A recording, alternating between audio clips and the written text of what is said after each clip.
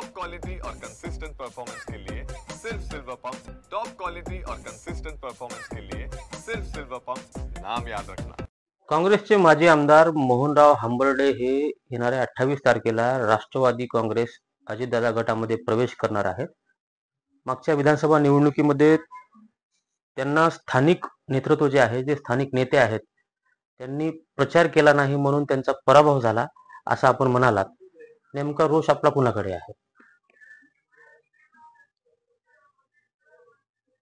2024 विधानसभेला माझी सभेमध्ये जनतेकडून सगळ्यामध्ये चर्चा होती की माझी शोरली सीट आहे, 20 ते 25,000 मताने निवडून येते म्हणून असं चर्चा होती आणि खरोखरच होती.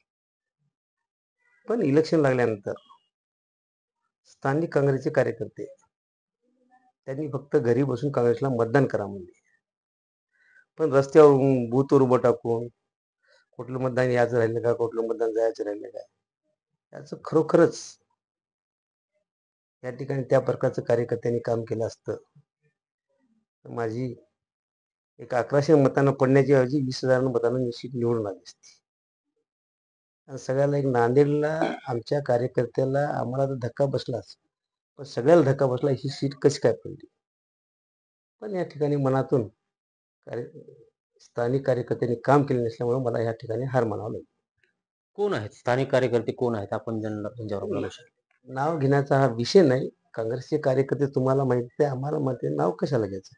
पण समजून घ्यायला पाहिजे काय आहे ते.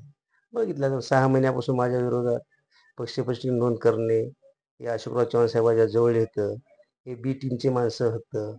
ज्यावेळेस क्रॉस वोटिंग झाली नव्हती त्याच्या अगोदरपासून माझ्या विरोध नाही का बी टीमचे माणूस म्हणून पक्षाची चर्चा केली. क्रॉस वोटिंगचा ठपका माझ्यावर टाकलं.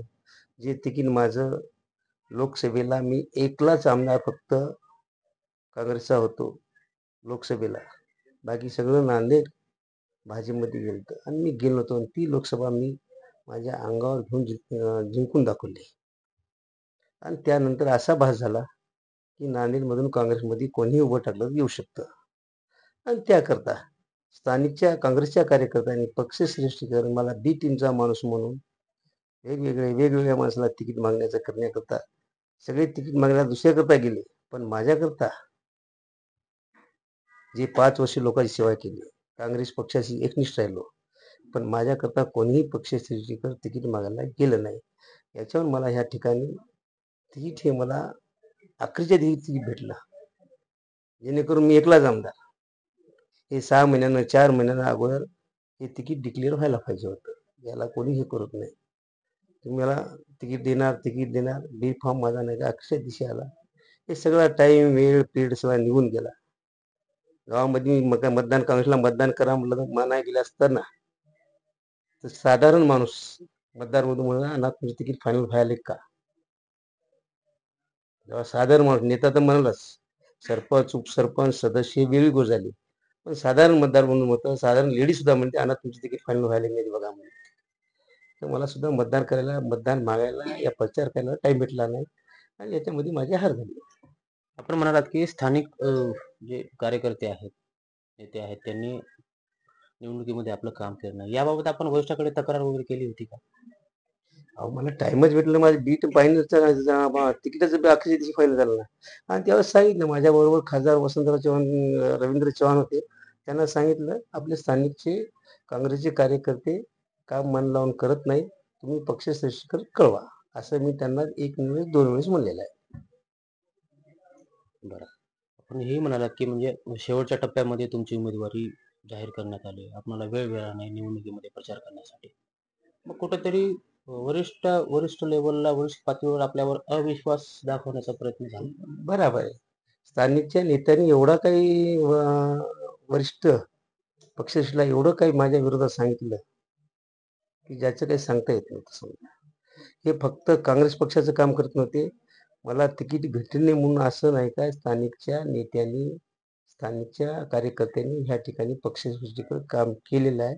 आणि या ठिकाणी माझी सीट पडण्यामध्ये म्हणजे माझं तिकीट उशिरा भेटणं म्हणजे कशामुळे भेटणं, पक्षश्रेष्ठीची दिशाभूल केली. आणि ते पक्षश्रेष्ठीने ते खोलवर न जाता त्यांच्याच मनाला ऐकलं कारण मी अशोकरावचा एकनिष्ठ होतो, जवळला होतो. त्यामुळे माझ्यावर नाही काय हा आरोप धरून मला अखेरच्या दिवशी तिकीट भेटलं, बी फॉर्म भेटला आणि माझी हार झाली. म्हणजे वरिष्ठ पातळीवर आपल्यावर विश्वास दाखवला गेला नाही म्हणून तुमचा हार झाला. हो ना, आता बघा ना, लोकसभेला मी एकलाच आमदार असताना अगोदर तिकीट माझं फायनल व्हायला पाहिजे की दुसरं कोणाचं व्हायला पाहिजे, हा भास जनतेची वेळ ना. अखेरच्या तिकीट मला अखेरच्या दिवस पक्षासाठी भेटत असेल म्हणत असेल तरी स्थानिक कार्यकर्ते म्हणत होते की अण्णाचं तिकीट कट गया, अण्णाचं तिकीट कटलं. या गोष्टीमुळे सगळं भ्रमात पडलेलं आहे. वरिष्ठ पातळीवर माझ्यावर विश्वास दाखवला गेला नाही, त्यामुळं विधानसभा निवडणुकीमध्ये माझा पराभव झाल्याची प्रतिक्रिया माजी आमदार मोहनराव हंबर्डे यांनी दिली आहे. यशपाल भोसले, TV9 मराठी, नांदेड.